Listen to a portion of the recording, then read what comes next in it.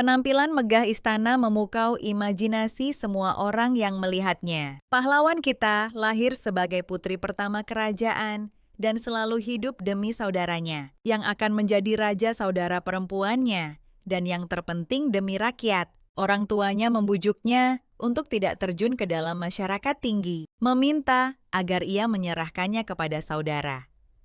Laki-laki dan perempuannya, mereka berkata bahwa mereka ingin melindungi gadis itu. Dengan cara ini, ia tidak punya pilihan selain bersyukur bahwa keluarganya sangat menyayanginya. Namun meskipun begitu, ia tetap terlibat dalam urusan politik dan menghabiskan waktu luangnya untuk mempelajari sihir, sehingga ia merasa hidupnya penuh dan bahagia. Namun kebahagiaan tidak ditakdirkan untuk bertahan selamanya, dan kehidupan yang biasa hancur berkeping-keping. Pada hari ketika Kekaisaran Shariot menyatakan perang rakyat menderita putri kedua, Nicole dijadikan sandera dan keluarga kerajaan tidak punya pilihan selain meminta Lars, pahlawan kita, untuk meminjamkan kekuatan sihirnya yang luar biasa, memberikan segalanya untuk orang-orang terkasih dan kerajaan. Sang putri tidak ragu untuk setuju pergi ke medan perang. Api yang mengamuk mengalir atas perintahnya,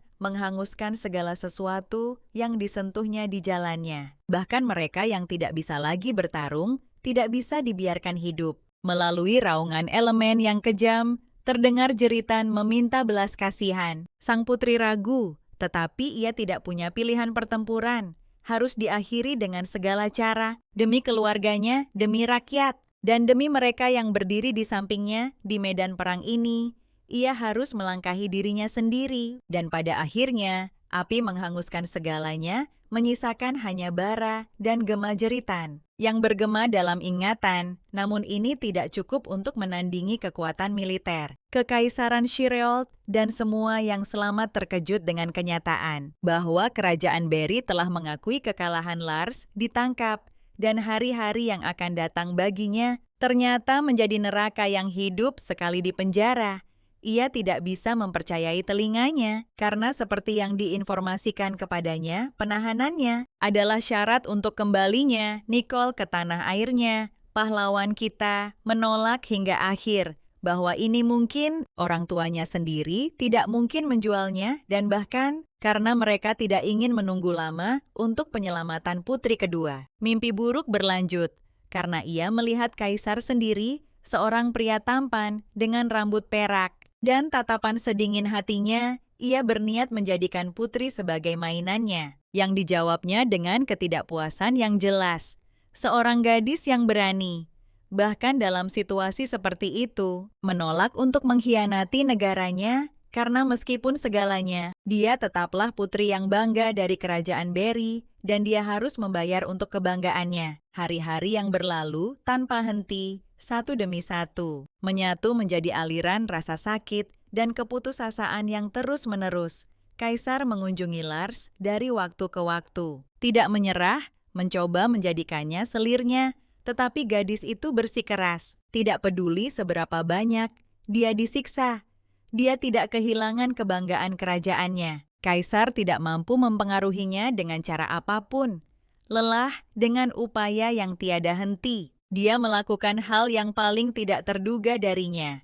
Dia menyembuhkan gadis yang terluka dengan sihirnya. Pria itu tiba-tiba menyatakan bahwa tawarannya tulus, tetapi setelah semua penyiksaan ini, hampir tidak ada yang akan mempercayainya. Pada akhirnya, dia memanggil sang putri sama seperti dirinya. Jadi dia berharap bahwa dia akan memahaminya dan mengirimnya pulang. Dan sekarang, 10 tahun kemudian, Lars kembali ke tanah airnya, di mana neraka baru menantinya. Ternyata dia sendirilah yang dituduh telah memicu perang ini. Dan kekalahan lebih lanjut keluarganya, demi yang dia jalani selama 10 tahun. Penderitaan dijadikan kambing hitam. Senyum ejekan mereka kata-kata.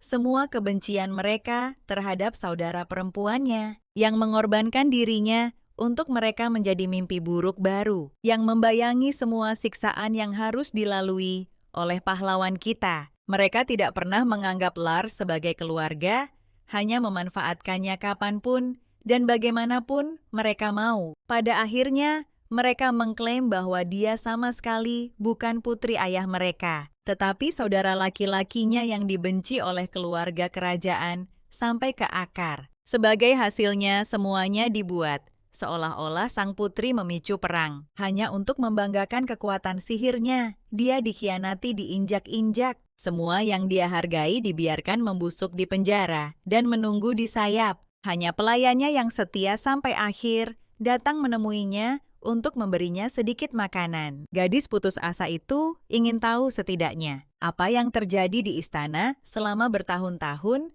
karena dia tidak ingin mati. Tanpa mengetahui apa-apa, pria yang belum bisa membantunya dengan cara apapun. Karena posisinya memberitahu sang putri semua yang dia tahu. Segera setelah Lars diputuskan untuk dieksekusi atas kejahatan yang bahkan tidak dilakukannya. Seorang gadis yang hanya berusaha demi keluarga, begitu bahagia hanya karena dia dihargai. Apa yang terjadi padanya? Gambaran dari masa lalu berkelebat di depan mataku. Dia mengorbankan dirinya berkali-kali. Dan semua itu demi orang-orang yang menusuknya dari belakang, kerumunan marah yang dibutakan oleh tuduhan palsu, hanya menuntut satu hal, kematian gadis malang itu. Setelah melalui semua siksaan ini, sang putri mendapati dirinya di dasar jurang keputusasaan dari mana tidak ada jalan kembali. Tatapan angkuh dari keluarga kerajaan melukai gadis itu lebih tajam dari pisau. Tidak ada yang tersisa di tatapannya,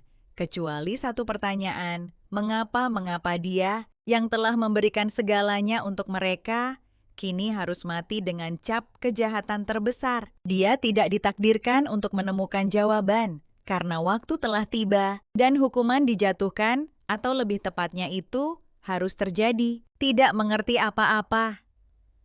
Lars melihat sekeliling mencoba mencari tahu di mana dia berada dan mengapa dia masih hidup.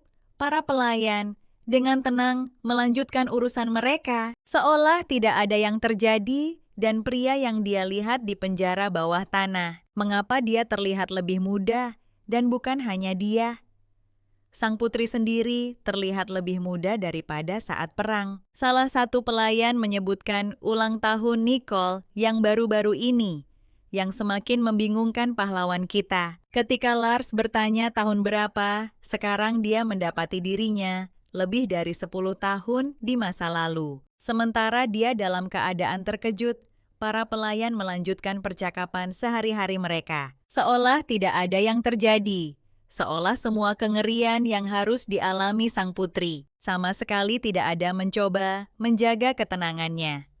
Gadis itu memutuskan untuk melanjutkan percakapan, meskipun itu sulit baginya, dan itu tentang sebuah surat yang mengatakan bahwa Putri Berry ingin diterima sebagai permaisuri Sheriold. Lars dibanjiri kenangan tentang apa yang terjadi pada pernikahan Nicole dengan Kaisar. Tidak dapat mempercayai apa yang terjadi, dia melihat ke cermin lagi, melihat dirinya yang muda dalam pantulan masih tanpa bekas luka dari perang dan penyiksaan. Apakah dia harus menderita lagi perang yang tidak diinginkan, 10 tahun penjara dan penyiksaan, pengkhianatan dari mereka yang dia anggap orang terdekat, dan pada akhirnya kematian yang begitu tidak adil. Semua kenangan ini menggerogoti gadis itu dari dalam. Apakah dia benar-benar pantas mendapatkan akhir seperti itu?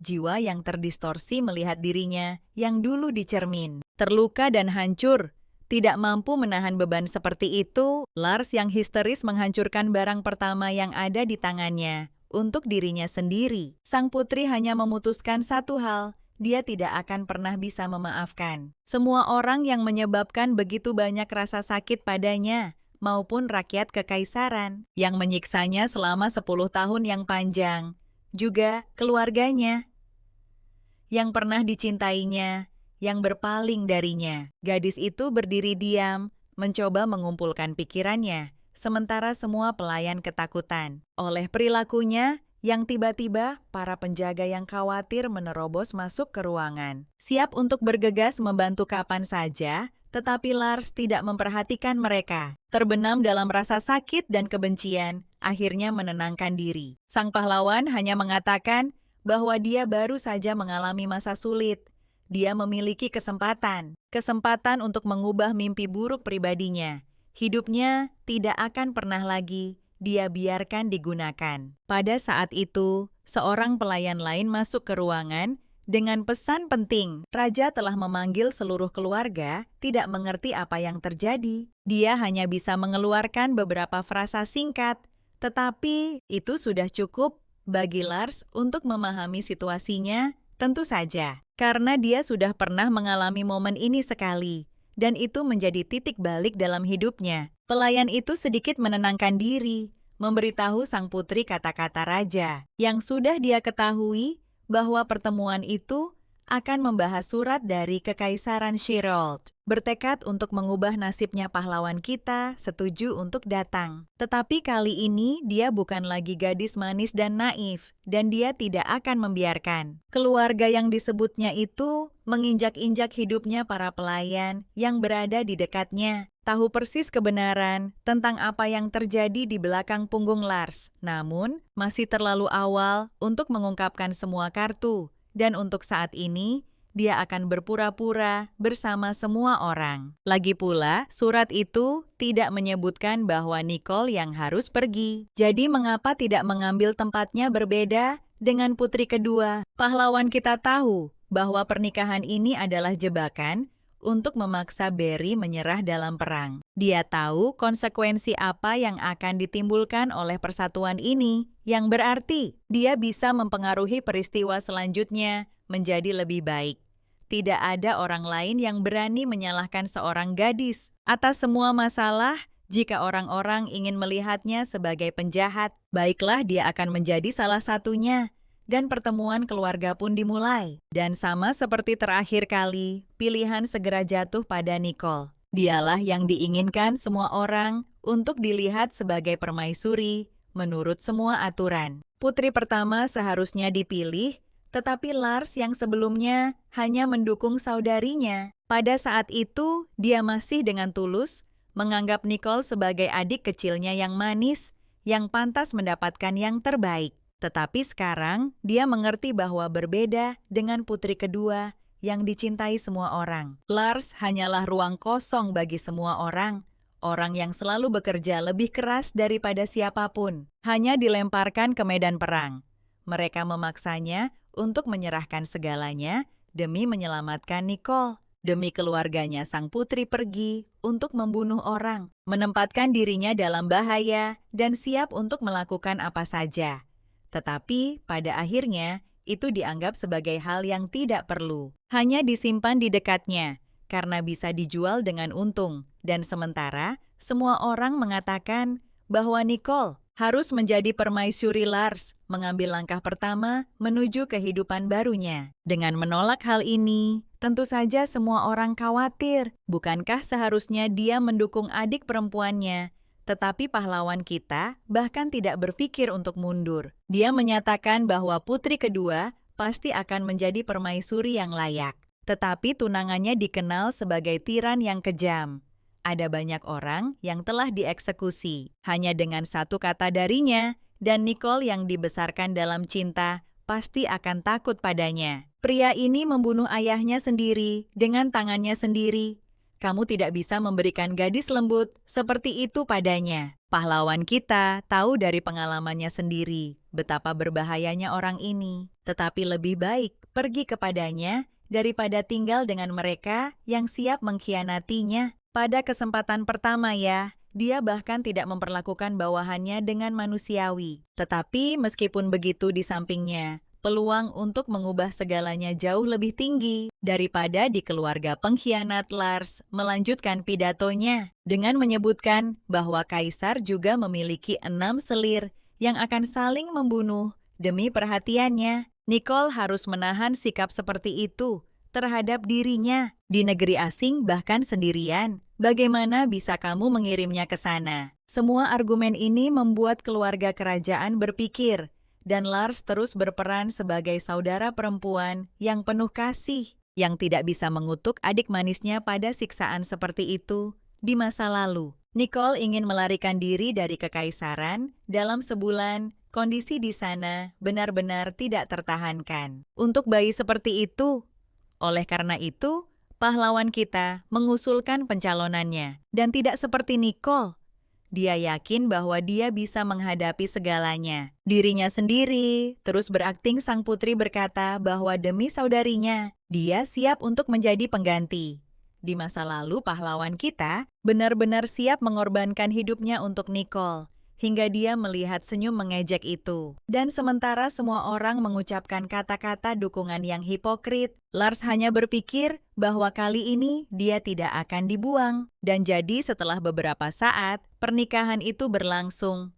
Pengabaian ketidakpedulian. Kesepian yang menanti Lars dalam pernikahan ini sama sekali tidak mengganggunya dibandingkan dengan perang di mana dia harus melangkahi dirinya sendiri berulang kali, membakar banyak orang, hingga ke tanah ini tidak ada apa-apanya. Dia harus melalui terlalu banyak dalam 10 tahun itu, termasuk kematiannya sendiri yang sangat tidak adil dan kejam. Dan sekarang pahlawan kita memiliki tujuan baru. Dia akan secara pribadi mengalahkan Barry. Sementara itu, upacara mendekati akhir. Dua tatapan dingin bertemu untuk mengakhiri persatuan ini. Tanpa setetes perasaan pun sinar matahari terbenam menerangi. Adegan ciuman orang-orang yang secantik di luar, seperti mereka dingin di dalam.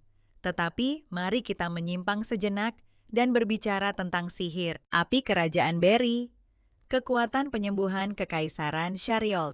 Mereka disatukan oleh fakta bahwa anggota berdarah murni dari keluarga yang berkuasa adalah penyihir yang paling berbakat dan pahlawan kita sangat luar biasa. Bahkan dibandingkan dengan latar belakang keluarganya yang merupakan salah satu alasan mengapa dia dianggap sebagai pewaris pamannya dan bukan raja. Dia memiliki sihir terkuat di kerajaan dan sang ratu pernah bertunangan dengannya. Tetapi pada akhirnya, dia memilih pangeran pertama untuk menjadi raja. Sebagai gantinya, Kaisar Shariol Zefon Barb. Verbena adalah putra dari salah satu dari 10 selir, penguasa pertama dan pemegang sihir terkuat dalam keluarganya. Kembali ke upacara itu, diakhiri dengan Zefon mengucapkan beberapa kata sarkastik dan hanya pergi meninggalkan Lars sendirian. Satu-satunya orang yang bisa diandalkan oleh mantan putri dan sekarang permaisuri adalah pelayannya Shinpriya yang sama yang memberitahunya tentang segala hal yang terjadi di kekaisaran selama penahanannya. Seharusnya lebih bijaksana untuk membawakan seorang pelayan, tetapi sebagai tanda rasa syukur, pilihan jatuh padanya bukan berarti Lars mempercayainya sepenuhnya, tetapi dia selalu ada di sisinya.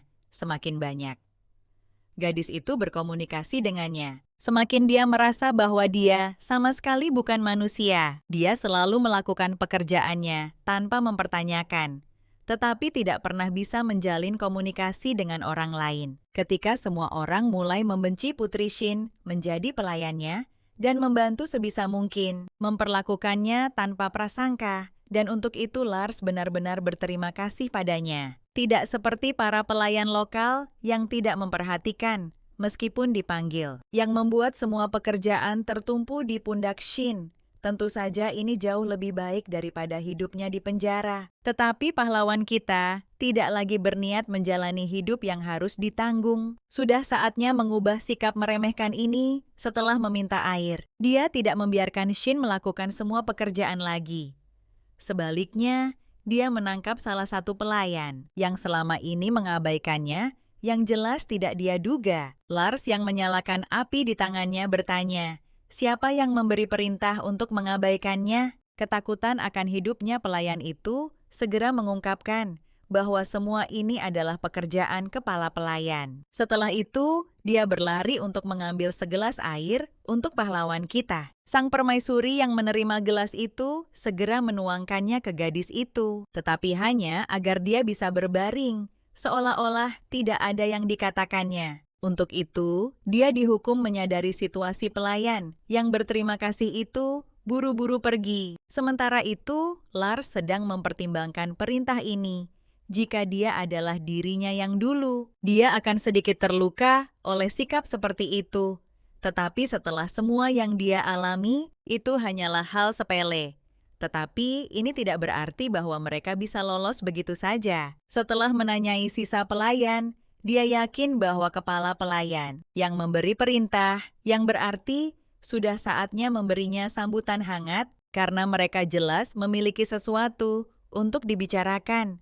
Tetapi mari kita kembali ke masa lalu sejenak, yaitu Nicole yang merobek mainan yang tidak disukainya dan menuntut yang baru saudaranya yang menolak untuk belajar karena itu membosankan baginya. Dan pahlawan kita yang dulunya rajin dan penuh kebaikan kepada semua orang, kata kuncinya adalah dulunya setelah semua sementara dia menghancurkan ruangan. Hanya ada satu pikiran di kepalanya menjadi hancur, selalu begitu mendebarkan. Kepala pelayan terkejut dengan apa yang dilihatnya. Tetapi Lars hanya bertanya, mengapa tidak ada yang datang untuk membersihkan? Tidak tahu harus berbuat apa. Wanita itu hanya berdiri diam di tengah kekacauan. Dan pahlawan kita melanjutkan penampilannya memainkan peran cuti yang malang. Yang sangat kesepian selama ini, kepala pelayan menjawab bahwa dia tidak ada hubungannya dengan itu. Dan jika ini adalah perintahnya, bukankah Lars seharusnya menyadari kekuatannya dan duduk diam tanpa menerima apapun sebagai imbalan wanita itu keluar dengan sepenuh hati, menyiramkan penghinaan kepada permaisuri, dan pada suatu titik, dia akhirnya melampaui batas, membuat Lars kehilangan kesabaran ini. Berarti sekarang, giliran pahlawan kita untuk menunjukkan siapa yang memiliki kekuasaan di sini, dan siapa yang hanya seorang pelayan. Tidak perlu menyembunyikan niatmu di depan wanita ini, yang tidak menyadari situasinya, tidak mengharapkan penolakan. Kepala pelayan sangat ketakutan, tetapi dia masih tahu apa yang menantinya selanjutnya. Lagi pula, Lars memutuskan untuk menjelaskan dengan jelas kepadanya bahwa dia tidak akan mentolerir sikap seperti itu. Satu persatu kata-kata keluar dari lidahnya, menjelaskan bahwa meskipun sesuatu terjadi, Kaisar tidak akan peduli dengan pelayan manapun. Setelah itu, dia mengeluarkan gunting. Tentu saja melihat ini, wanita itu sangat ketakutan. Dan Lars hanya berkata bahwa karena ini adalah yang pertama, dia akan membatasi dirinya pada rambutnya. Meskipun semua permohonan untuk berhenti permaisuri, tentu saja melanjutkan untuk menghukum, dan tentu saja tidak berhenti ketika dia melukai pipi pelayan karena mencoba melarikan diri dan lagi teriakan. Tetapi bukan di medan perang, melainkan dari seorang wanita yang berani melawan pahlawan kita dengan begitu banyak teriakan atas hal sepele ini. Lars mulai mengingat tahun-tahun penyiksaan yang hanya membuatnya semakin marah. Pelayan itu dengan air mata meminta untuk berhenti, mengatakan bahwa dia akan memerintahkan untuk membersihkan ruangan, bahwa dia mengakui kesalahannya, tetapi itu tidak penting. Sayangnya bagi wanita itu, Lars tidak lagi menjadi gadis manis dan baik, seperti yang dia lakukan di kehidupan sebelumnya. Keesokan paginya, seluruh ruangan bersinar dengan kebersihan, dibersihkan selama malam oleh kepala pelayan sendirian. Pahlawan kita menikmati secangkir teh harum, seolah-olah tidak ada yang terjadi, mengekspresikan ketenangan dengan seluruh penampilannya. Dan desas-desus sudah beredar di istana tentang sang putri, yang dikenal sebagai penjahat di tanah airnya, dan yang sekarang mengejek para pelayan. Menurut desas-desus ini, Lars menggulingkan saudaranya Erik, pewaris tahta terus-menerus menaikkan pajak dan mengadakan pesta. Dia mengancam raja, dan lebih dari sekali menulis ulang seluruh undang-undang, merencanakan jalur perdagangan negaranya agar sekutu menyerang kapal-kapal. Di mata rakyat, pahlawan kita adalah perwujudan kejahatan, seorang dalang suram yang bermain dengan orang-orang menghancurkan takdir demi kesenangan. Selain itu, berbeda dengan keluarga kerajaan. Rambutnya tidak berwarna emas, tetapi hitam. Dan sebagai hasilnya, dia dijuluki putri kelelawar. Sementara itu, Zevon telah mendengar berita tentang apa yang terjadi pada kepala pelayan. Tetapi dia acuh, tak acuh seperti yang diharapkan. Lars juga sama acuhnya. Sekarang dia tidak khawatir tentang rumor atau pelayan, karena dia telah menerima undangan untuk pesta teh dan sedang berpikir apakah akan pergi. Kemarahan mendadak menyelimuti pahlawan wanita ketika dia menyadari siapa yang mengirim undangan itu. Selir keempat, Elisa Annette, yang di kehidupan sebelumnya secara teratur datang ke penjara untuk mengejek Lars dia.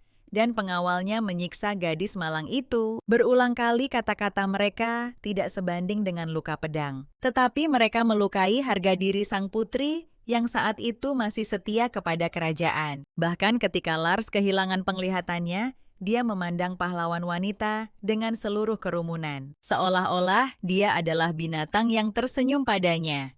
Namun kemarahan itu cepat surut, meninggalkan ruang untuk satu keinginan sederhana, yaitu keinginan untuk balas dendam. Saatnya minum teh di mana semua pembicaraan adalah tentang betapa mengerikannya Lars dan betapa mulianya Elisa sang permaisuri, namun melewatkan obrolan ini dan muncul sedikit kemudian dengan hati-hati menyembunyikan ketidaksukaannya terhadap semua yang hadir, tidak peduli seberapa keras.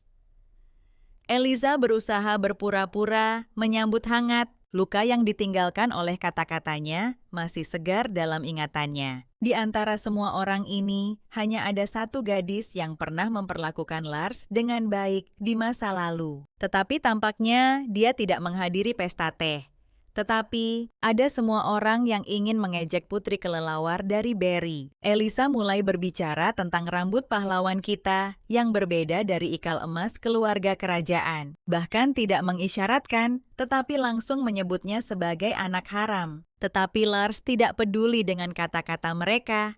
Sebaliknya, dia melihat mereka sebagai kesempatan. Lagi pula, dia adalah istri sah kaisar, berbeda dengan yang lain. Yang berarti, jika mereka memiliki anak, mereka pasti akan menjadi anak-anak. Tidak sah yang akan menjadi aib bagi keluarga. Akan ada banyak rumor di sekitar mereka, dan dalam darah mereka hanya akan mengalir setengah darah kerajaan, yang tidak mungkin membuat mereka dicintai oleh ayah mereka sendiri. Tidak berharap untuk mendengar ini. Elisa mendesis, sementara pahlawan kita hanya tersenyum manis dan jelas menikmati apa yang terjadi. Tetapi sudah saatnya untuk makan bersama kaisar yang tidak dilupakan, Lars untuk disebutkan, untuk menekankan kedekatan mereka sebelum meninggalkan sarang ular ini. Setelah beberapa frasa sarkastik di akhir dia pergi. Setelah pesta teh ini, dengan semangat tinggi, tidak seperti selir keempat yang sangat terluka oleh kata-kata dan perilaku seperti itu. Sekarang dia melihat permaisuri bukan hanya sebagai saingannya, tetapi sebagai musuh yang teramat sangat. Lars mengendap-endap di kepalanya, membuatnya semakin marah Elisa. Mengingat seberapa dekat dia pernah dengan kaisar belakangan ini. Dia telah mendingin tepat setelah Lars tiba. Sebagai hasilnya gadis itu dengan tegas memutuskan untuk mencapai pengusiran permaisuri dari istana dengan segala cara. Tidakkah mungkin Yang Mulia benar-benar memiliki perasaan untuknya? Melihat pekerja-pekerja di dekatnya yang sedang mengecat ulang dinding Elisa, segera memikirkan cara untuk mengganggu pahlawan kita. Sementara itu, Lars sedang merias diri sebelum makan bersama kaisar, membutuhkan pernikahan ini untuk mendapatkan sandera dari Barry, yang berarti bahwa untuk menghindari penahanan lagi, dia perlu membuktikan nilainya padanya. Untungnya Lars memiliki lebih dari cukup informasi untuk dimanfaatkan dan ditawarkan, sementara dia bersiap untuk pertemuan. Permaisuri menerima pesan yang diduga dari kaisar, tetapi segera menyadari bahwa ini adalah tipu daya, karena dia tidak memiliki alasan untuk menulis padanya. Namun setiap trik dapat diputar untuk keuntunganmu yang ingin dimanfaatkan Lars. Tidak ada siapapun di tempat yang ditunjukkan dalam pesan itu, dan sementara pahlawan kita mencoba memahami apa sebenarnya niat jahat itu, dia disiram cat. Dan lagi Elisa, siapa lagi kalau bukan dia? Lars hanya diam-diam menatap para pelanggar, tetapi sama sekali tidak terkejut. Dia tidak perlu membuang waktu untuk hal-hal sepele seperti itu. Kaisar melihat semua yang terjadi, tetapi tentu saja dia tidak ikut campur. Dan dia pergi sebelum dia bisa menemukan pahlawan kita.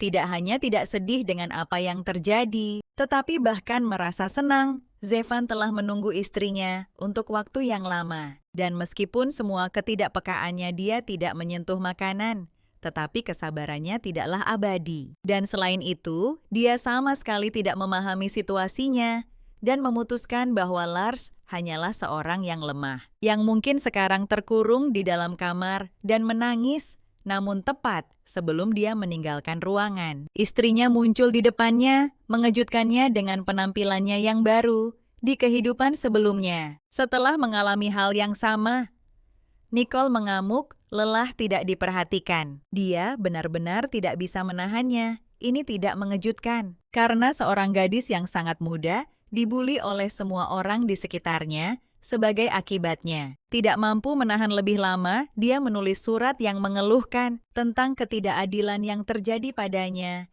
dengan harapan saudarinya akan datang dan menyelesaikan semua masalahnya.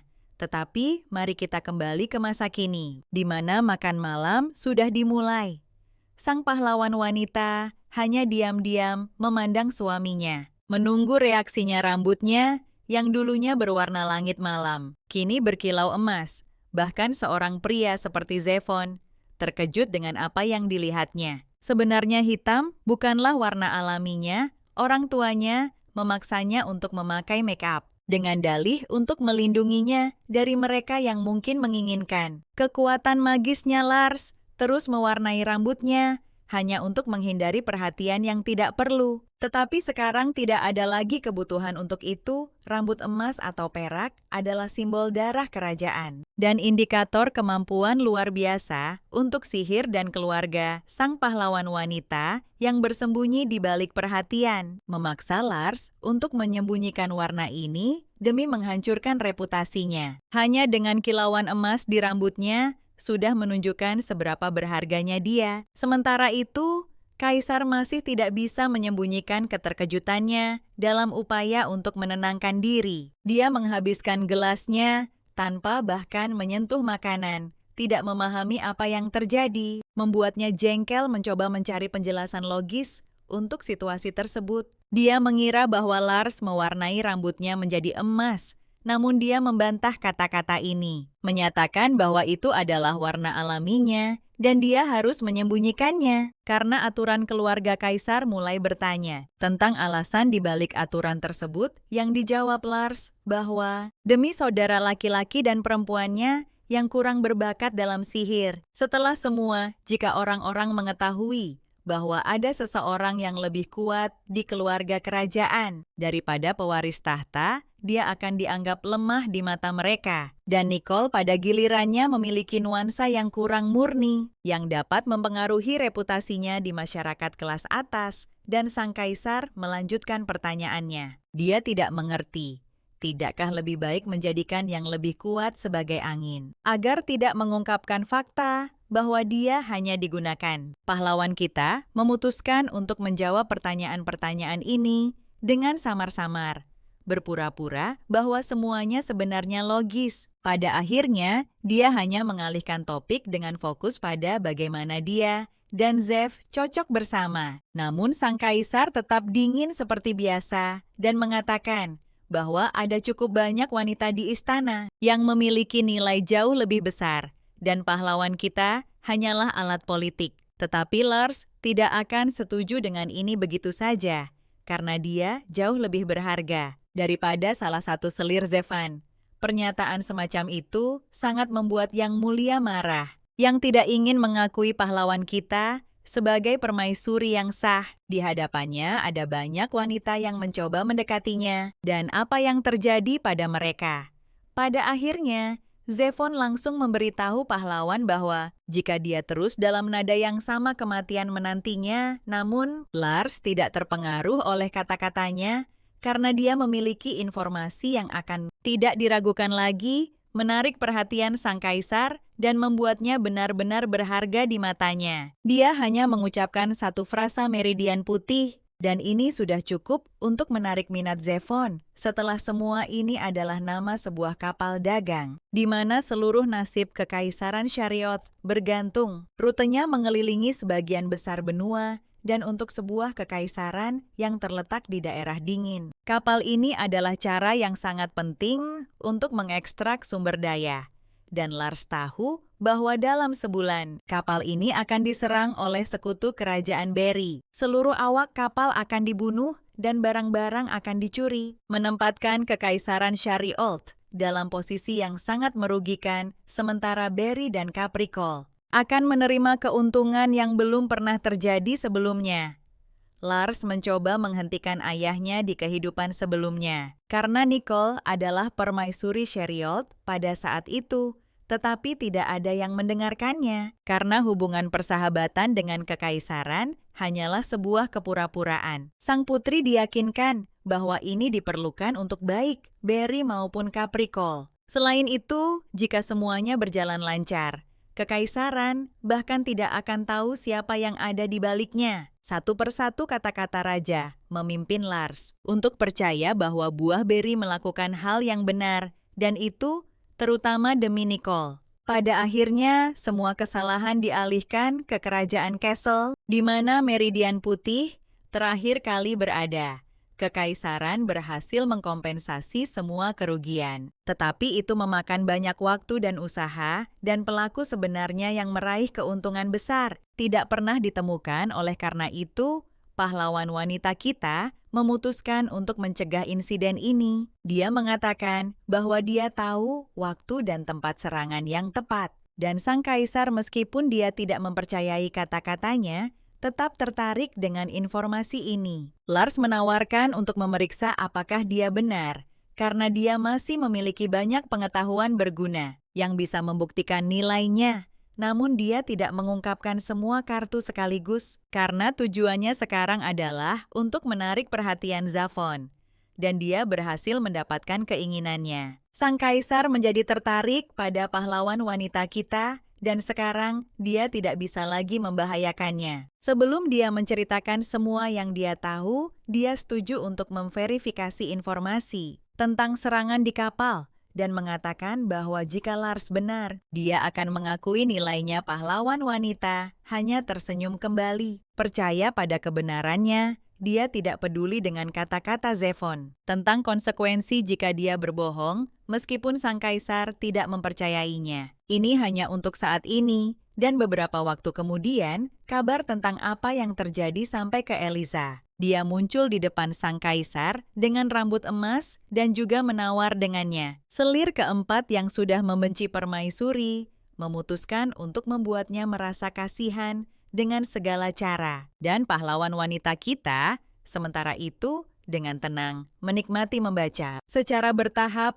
merencanakan tindakan selanjutnya. Seorang pelayan masuk ke ruangan untuk menyampaikan pesan mendesak. Lars dengan enggan mengalihkan perhatian dari pikirannya, surat itu robek menjadi serpihan. Dan pelayan itu mengatakan bahwa memang seperti itu sejak awal. Menggabungkan potongan-potongan itu, permaisuri menyadari bahwa pesan itu dari ayahnya tidak ingin memiliki hubungan apapun dengannya. Dia hanya mengabaikan surat ini, potongan kertas yang tertulis. Kata-kata manis dan perhatian yang dibuat-buat terbang ke tempat sampah.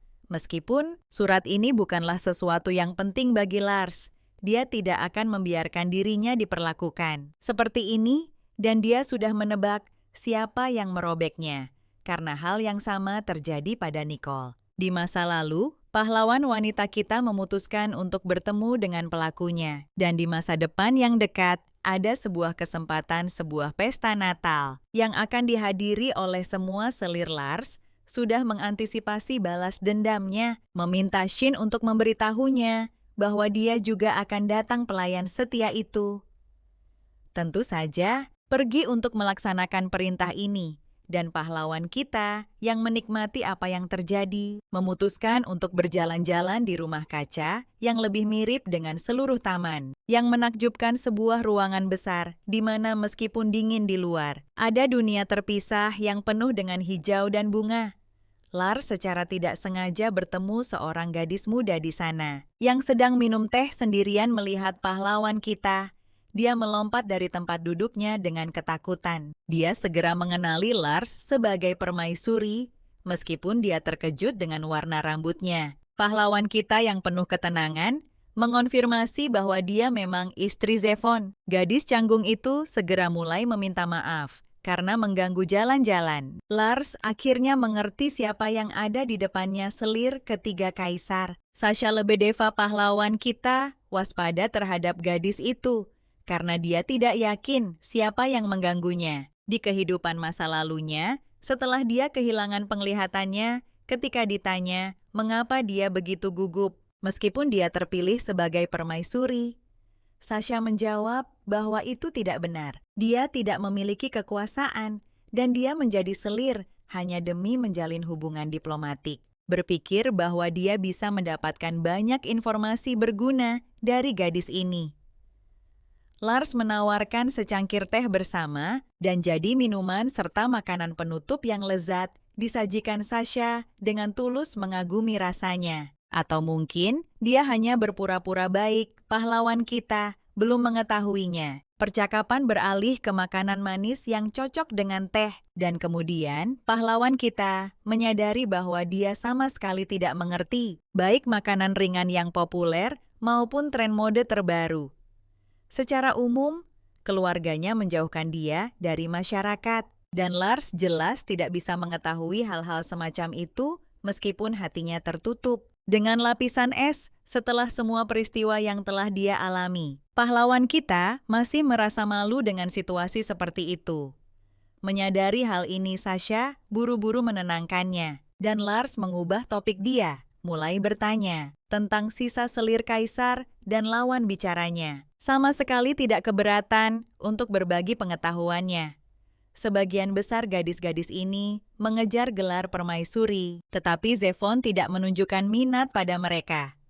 Ada kasus di mana wanita kehilangan nyawa mereka, mencoba menggoda dia dengan kecantikan mereka karena dia hanya tertarik pada orang yang memiliki nilai. Dan yang paling mendekati ini adalah gadis setelah penampilannya. Tidak ada yang bercita-cita untuk gelar permaisuri selir ke-6, yang menyingkirkan semua orang yang mendekati Zifang, dan Lars khawatir bahwa wanita seperti itu masih duduk tenang.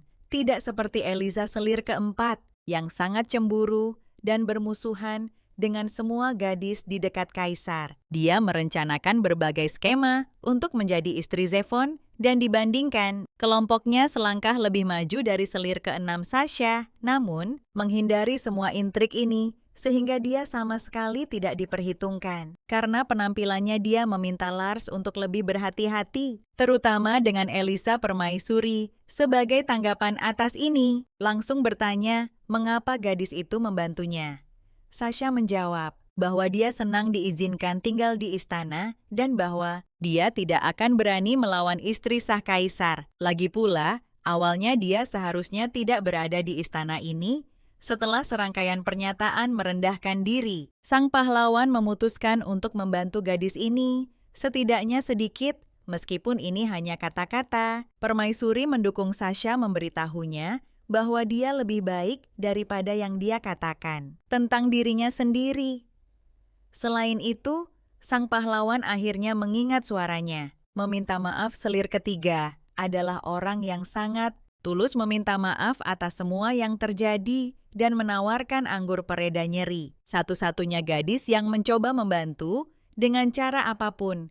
Kemudian Lars tidak bisa mempercayainya. Sekaligus dia memutuskan bahwa anggur ini telah diracuni karena tidak mungkin ada orang yang begitu baik di tempat seperti ini sebagai tanggapan atas ketidaksopanan. Sasha hanya meminta satu hal, untuk mengizinkannya berdoa untuk sang pahlawan. Seperti biasa, gadis yang tidak adil itu dengan tulus mencoba melakukan setidaknya sesuatu untuk tahanan air mata mengalir di pipinya saat dia berdoa untuk Lars, yang tidak dapat mengubah nasibnya setelah Sasha pergi. Sang putri tetap memutuskan untuk meminum sisa anggur yang tumpah di lantai. Tidak ada racun di dalamnya. Kenangan membuat sang pahlawan mempertimbangkan kembali sikap curiganya terhadap gadis itu. Mungkin dia belum begitu mengenal selir ketiga, tetapi penuh rasa syukur atas segalanya. Permaisuri memutuskan untuk mendekati gadis ini dengan segala cara. Ketika dia menghapus semua rintangan dari jalannya, Dan sekarang saatnya untuk pesta Natal. Desas-desus baru beredar di antara orang-orang tentang sang permaisuri mengenai warna rambutnya, sihir yang kuat, dan bagaimana dia cocok untuk peran sang permaisuri. Dan ada seseorang yang tidak senang dengan desas-desus ini. Sama sekali seorang selir keempat yang bahkan tidak berusaha menyembunyikan permusuhannya, muncul di resepsi pahlawan. Kita menarik perhatian semua yang hadir hanya dengan penampilannya saja. Dan tentu saja, ini sangat menyakiti harga diri Eliza. Dia segera mendekati untuk menyapa Lars dengan senyuman palsu dan menyiramnya dengan kata-kata yang cukup menyakitkan. Eliza memutuskan untuk membuat pahlawan wanita kehilangan kesabaran. Tanpa berusaha menyamarkan hinaan-hinaannya, namun Lars dengan mudah membalas kata-katanya, menjadikannya sebuah pujian.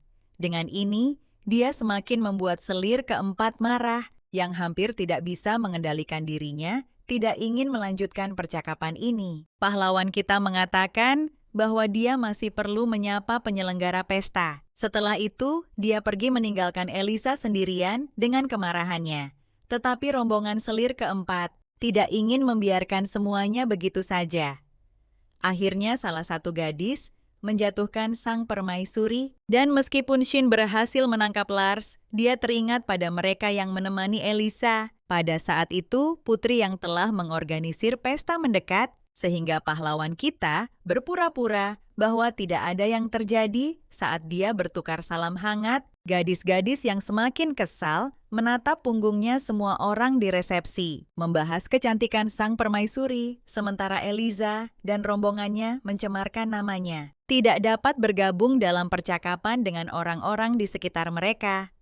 Mereka kembali memikirkan cara untuk mengganggu Lars. Tidak mengerti apa yang menunggu mereka, untuk ini buta oleh kebencian mereka. Hanya bisa membuat rencana. Tidak mampu melakukan apa-apa yang nyata, mereka tidak perlu menunggu lama. Untuk pertemuan baru dengan sang permaisuri, dia sendiri mendekati gadis-gadis itu. Eliza bertanya-tanya, mengapa Lars datang seperti biasa, dengan nada ejekan untuk ini. Pahlawan kita dengan tenang menjawab bahwa dia hanya ingin berkomunikasi. Namun tatapannya tidak tertuju pada selir keempat, tetapi pada gadis, yang hampir membuatnya jatuh. Sebelumnya, tiba-tiba terdengar teriakan di aula jamuan. Lars hanya menutup mulut pelanggar itu dengan tenang, memberitahunya untuk diam, dan alasan teriakan ini adalah tumit tajam yang menembus kulit lembut gadis itu. Siapa yang tidak mengharapkan konsekuensi seperti itu untuk tindakannya? Ketika ditanya apa yang diizinkannya, sang permaisuri menjawab bahwa dia hanya mengajarkan etiket kepada gadis-gadis ini, karena tidak mungkin bagi mereka untuk terus berperilaku seperti ini. Dalam masyarakat yang sopan, kamu bisa mengumpulkan orang di sekitarmu sebanyak yang kamu mau. Ubah taktik satu persatu.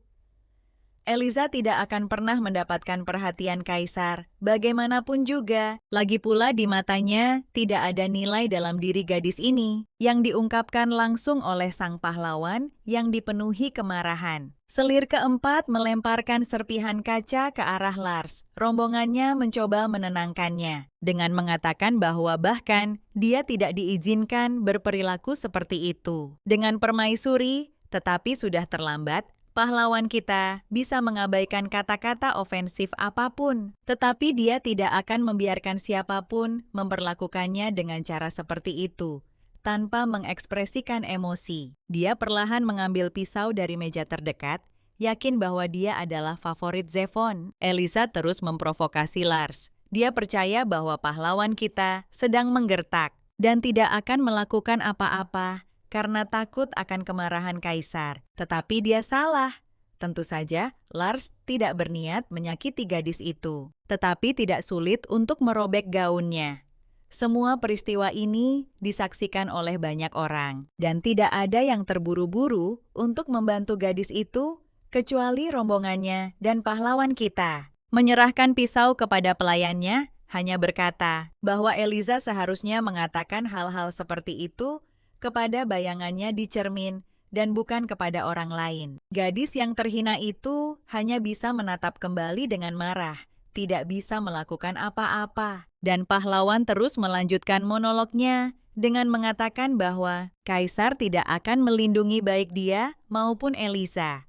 Karena dari keduanya, dia mampu melindungi dirinya sendiri dan jadi jelas terlihat menjulang di atas gadis yang terhina. Pemandangan seperti itu sudah menjadi masa lalu. Namun kali ini mereka bertukar tempat. Senang dengan hasil ini. Lars tertawa, terbahak-bahak kepada penyerangnya. Para tamu yang hadir di pesta bertentangan dengan harapan Eliza, mengambil sisi permaisuri dan membahas betapa menyedihkannya selir keempat itu. Pahlawan kita telah melalui terlalu banyak untuk hancur.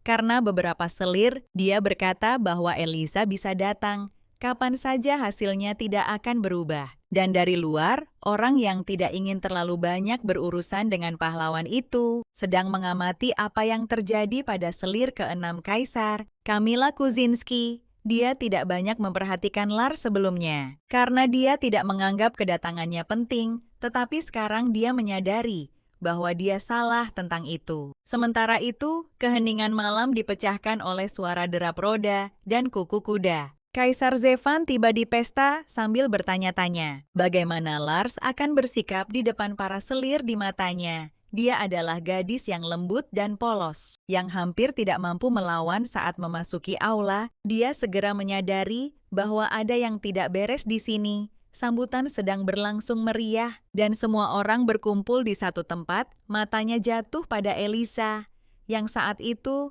baru saja berjalan pergi, menutupi dirinya dengan sepotong kain.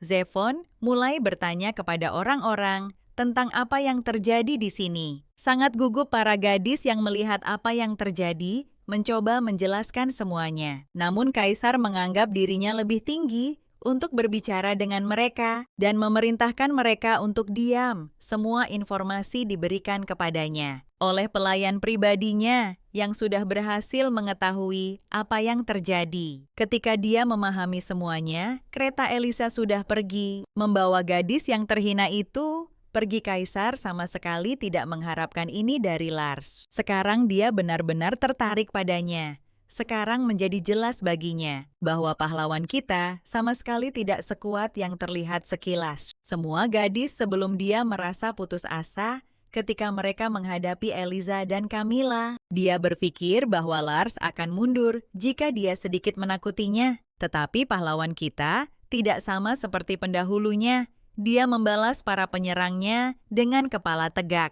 Tidak takut melakukan hal-hal yang gila menurut standar orang lain. Kaisar bertanya-tanya bagaimana dia akan bereaksi terhadap kehadirannya. Di pesta tatapannya dingin seperti biasa, tetapi dalam pikirannya dia sangat tertarik.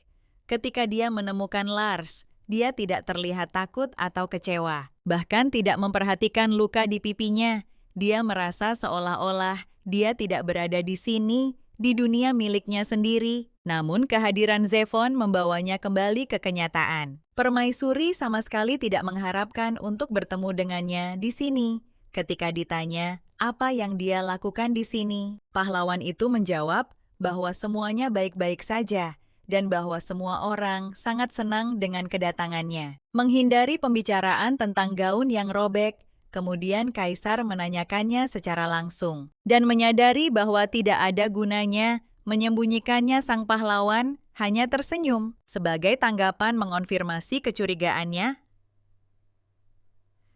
Jelas bahwa dia bangga pada dirinya sendiri, dan ini membuat Zefon kesal.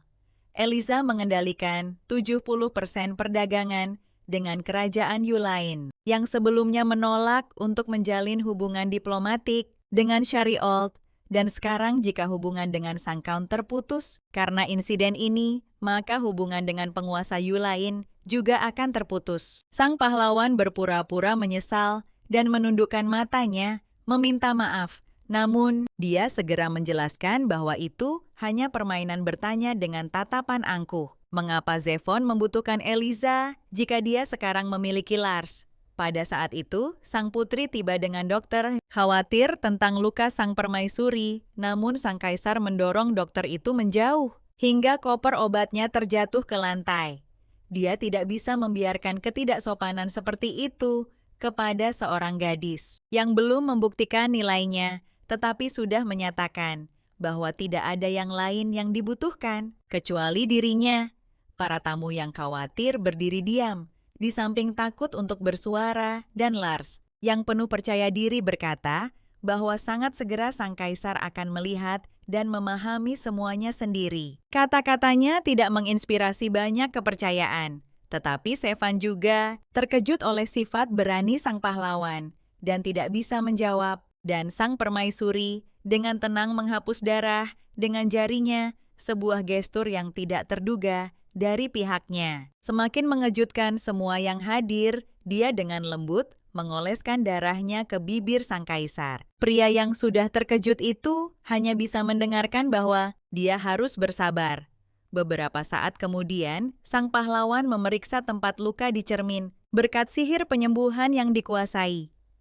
Shariel tidak ada jejak luka. Shin menatap gadis itu tanpa mengekspresikan emosi, tetapi meskipun tidak bisa dilihat darinya, dia khawatir tentangnya dan pada saat yang sama mengagumi bagaimana dia dapat menghadapi semua masalah. Sang permaisuri menyadari tatapannya, dari mana masih tidak mungkin untuk memahami apa yang dipikirkan pria itu. Dia menyarankan agar dia memanggil penyembuh.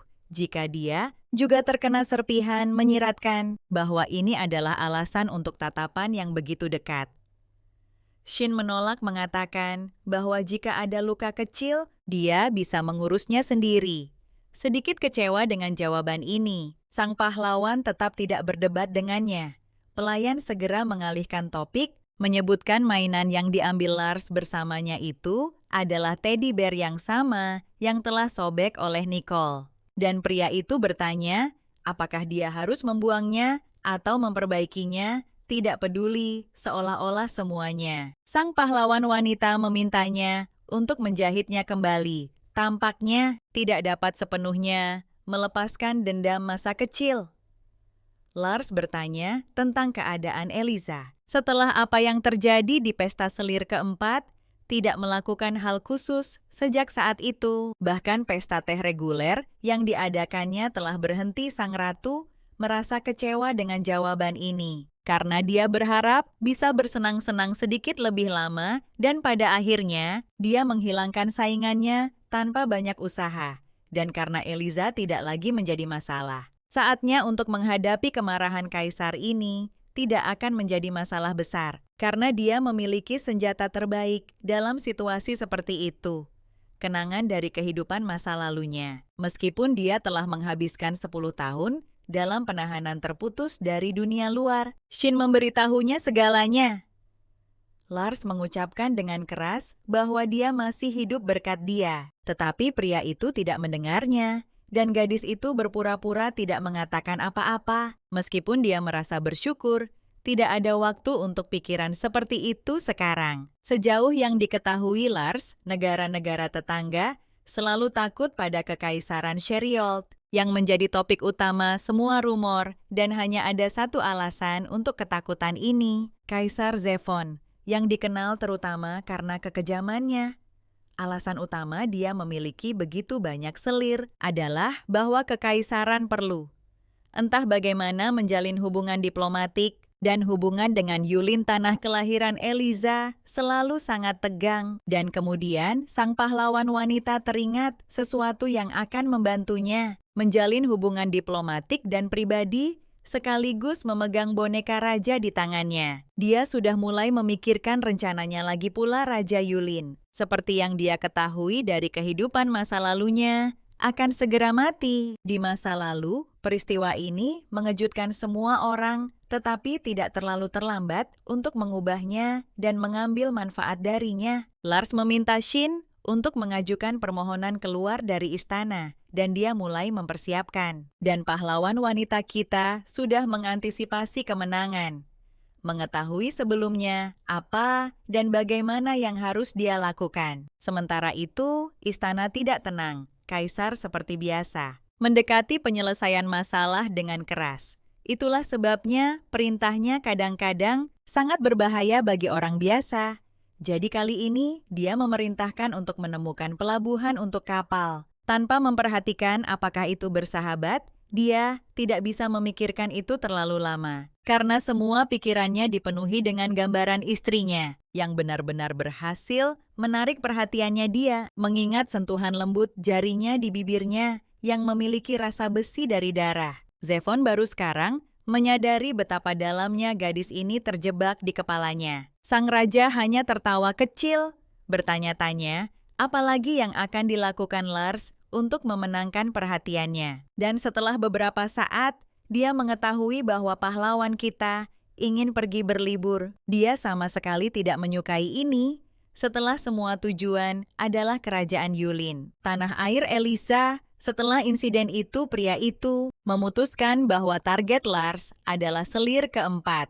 Dia memutuskan bahwa tempat dan waktu perjalanan bukanlah kebetulan semata. Sang permaisuri meminta untuk setidaknya mengatakan sesuatu sebagai tanggapan dia menerima pernyataan bahwa wajahnya yang terlalu tenang membuat Zefon marah. Lars mengatakan bahwa dia tidak akan menghabiskan lebih dari 2 hari di sana dan akan kembali segera setelah dia menyelesaikan semua urusannya. Tanpa menunggu jawaban pahlawan kita, langsung menghadapi sang raja dengan fakta bahwa dia akan pergi. Jawabannya sama sekali tidak seperti yang dia pikirkan, karena sang raja bersikeras untuk pergi bersamanya, seperti yang dilakukan Lars sebelumnya. Dia hanya mengatakan bahwa dia akan pergi bersamanya dan tidak mempertimbangkan opsi lain. Zefon yang melihat kebingungan pahlawan wanita itu bertanya, apakah ada alasan mengapa istrinya tidak ingin pergi bersamanya?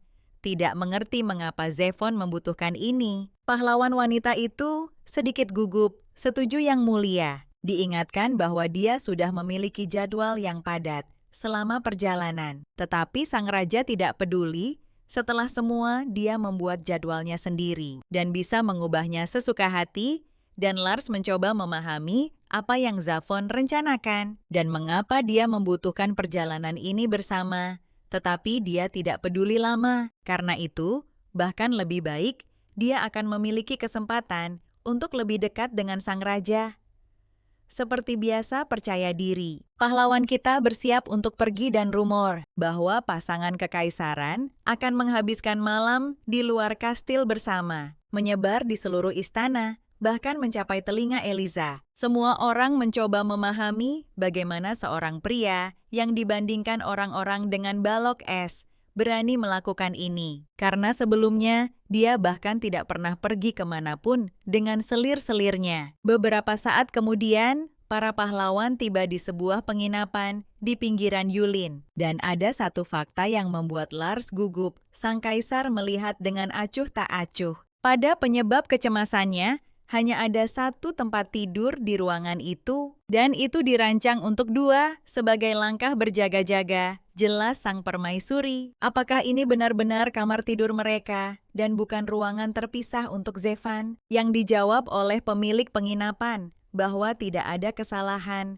dan sang kaisar secara pribadi meminta kamar untuk pasangan. Cukup sulit untuk mempercayai ini. Orang yang sedingin itu tidak mungkin tiba-tiba ingin mendekatinya. Zefon bertanya apa yang begitu mengejutkan Lars, dan dia yang tidak tahu bagaimana bereaksi. Hanya berkata bahwa itu baik-baik saja. Waktu berlalu, dan pasangan itu hanya duduk diam di depan satu sama lain.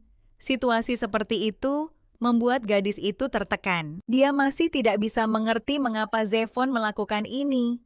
Lars terus melihat jamnya dengan cemas. Tidak lagi begitu yakin bahwa dia akan punya waktu untuk melakukan apa yang dia datang untuk lakukan. Dia yakin bahwa mereka akan pindah ke kamar terpisah.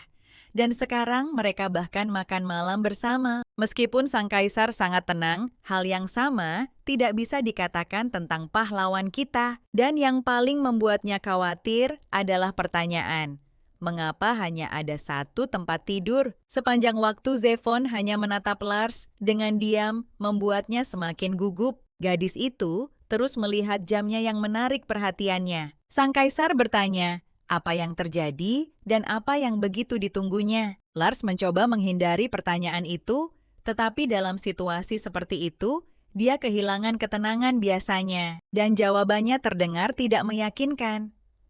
Zevan sudah lama menyadari bahwa ini bukan sekadar perjalanan, tetapi dia tidak pernah menemukan alasan mengapa, tepatnya pahlawan wanita memulai semua ini.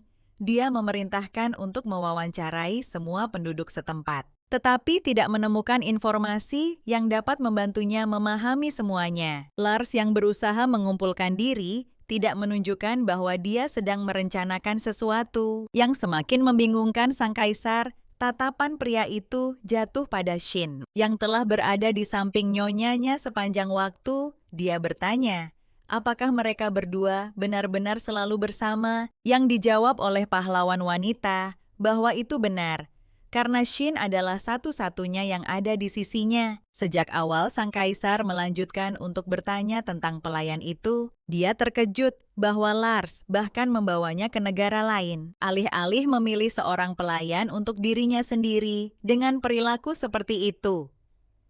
Dia mengejutkan pahlawan wanita. Siapa yang tidak mengharapkan minat seperti itu jika dia memiliki kesempatan? Dia ingin menggoda Zephon sedikit.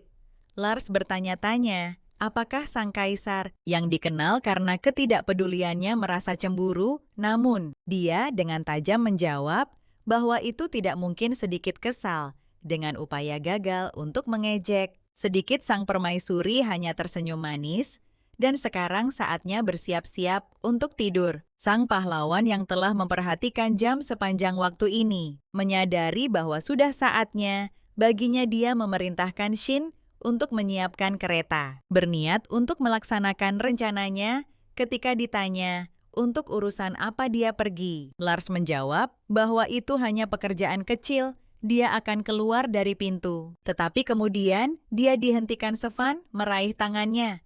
Jelas tidak ingin melepaskannya dengan mudah. Tetapi dia tidak berniat untuk mencari tahu di mana Lars dengan terburu-buru sebaliknya. Dia menyebutkan bahwa mereka tidak pernah menghabiskan malam bersama setelah pernikahan. Ini adalah hal terakhir yang diharapkan gadis itu.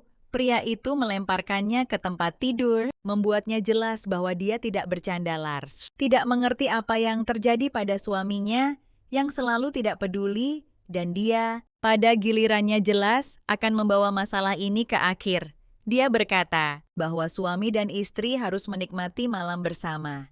Jadi, mengapa harus pergi pada suatu saat? Lars sepenuhnya kehilangan pandangan tentang apa yang sedang terjadi dan mengapa Zephon mulai berperilaku seperti ini. Tetapi mari kita berhenti sejenak untuk mencari tahu apa yang sedang terjadi. Pada saat yang sama dalam kehidupan sebelumnya, suara di luar pintu mengganggu sang kaisar yang sudah kesal karena bekerja hingga larut malam. Nicole masuk ke ruangan meskipun para pelayan berusaha sekuat tenaga untuk menghentikannya. Zephon segera memerintahkan agar dia dikeluarkan, tetapi dia terus bertahan. Gadis itu mengatakan bahwa dia perlu mengatakan sesuatu yang sangat penting yang tidak bisa ditunda.